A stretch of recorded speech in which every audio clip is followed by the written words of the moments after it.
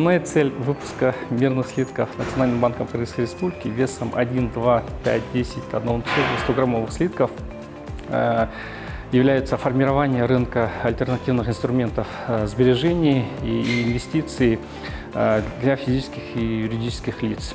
Также мирные слитки можно использовать как ценный памятный, подарок.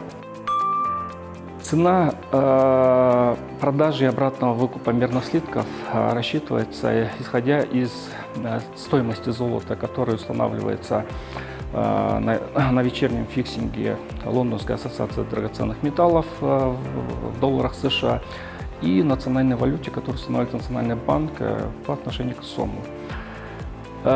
Также затраты Национального банка – это сам драгоценный металл и изготовление, упаковка, транспортировка, страховка, налоги и растаможка. То есть вот это все составляющие отражается на стоимость мирных слитков. Рынок драгоценных металлов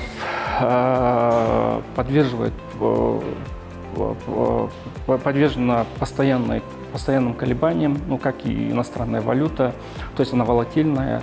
И давать какие-либо прогноз это очень сложно, поэтому мирные слитки Национального банка устанавливаются фиксированным данным. Это мировой рынок Лондонской ассоциации рынка драгоценных металлов и курс, который установит Национальный банк.